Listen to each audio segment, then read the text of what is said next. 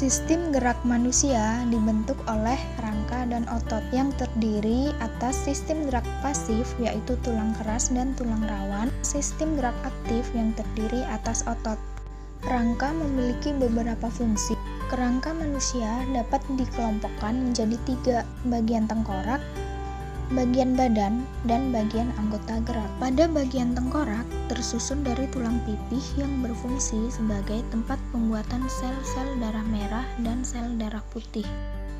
Kerangka bagian badan terdiri atas tulang belakang, tulang rusuk 12 pasang, tulang dada, gelang bahu, dan gelang panggul.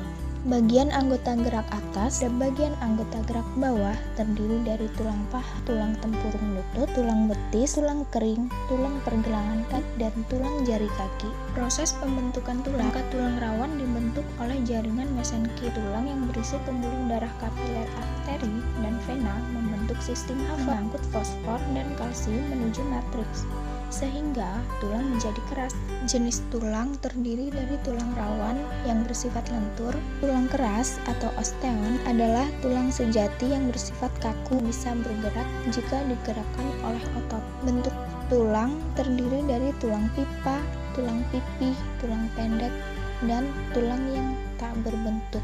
Sendi merupakan tempat bertemunya dua buah tulang sehingga menghasilkan gerakan.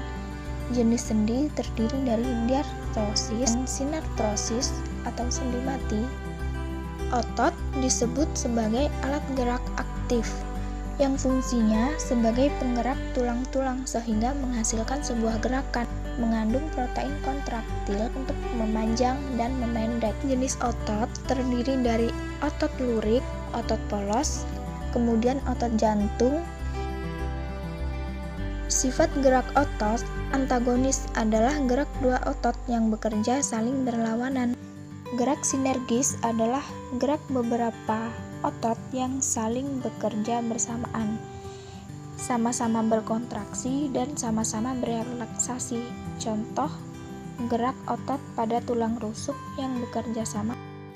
Otot rangka terdiri dari kumpulan serat otot yang berbentuk silindris panjang dan mengandung beberapa nukleus.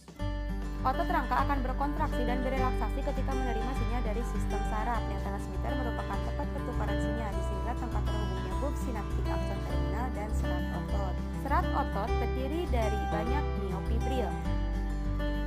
Miofibril mengandung unit kontraktil yang disebut dengan sarkomer. Sarkomer berdekatan satu sama lain sepanjang miofibril. Setiap sarkomer terdiri dari filamen protein yang tebal dan tipis. Karena itulah otot ini disebut dengan otot lurik. Protein yang tebal tersusun dari protein miosin dan bagian tengah yang membagi darah ini disebut dengan garis M.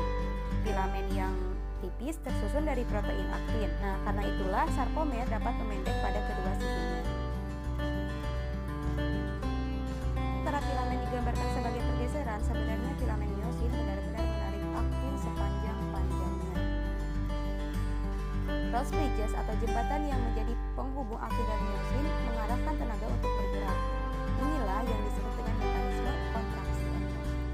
Gangguan pada sistem rangka dapat terjadi karena adanya gangguan secara fisik, contohnya fraktura dan patah tulang.